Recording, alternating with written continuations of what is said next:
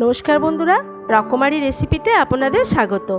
আজ আমি একটা খুব ঠান্ডা ঠান্ডা টেস্টি শরবতের রেসিপি নিয়ে এসেছি। আজকের রেসিপি হলো বেলের শরবত। বেলের শরবত বানাতে আমার লাগবে বেল, দুধ, চিনি আর লেমন জেস্ট। প্রথমে আমি বেলটাকে ফাটিয়ে বেলের শাঁসটাকে আমি একটা পাত্রে ছাড়িয়ে নেব।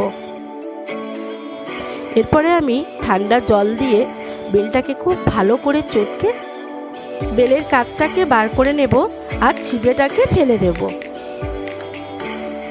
এরপর আমি পরিমাণ মতো চিনি দেব আর হাফ কাপ দুধ দেব, দিয়ে খুব ভালো করে মিশিয়ে নেব।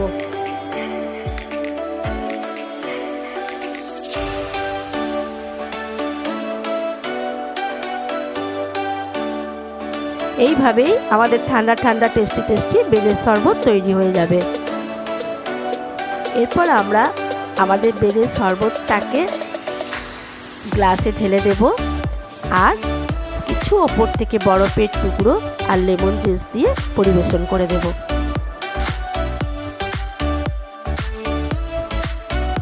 এই শরবত গরমকালে শরীরকেও খুব ঠান্ডা রাখবে আর খেতেও খুব সুস্বাদু। তাই চটপট বানিয়ে ফেলুন।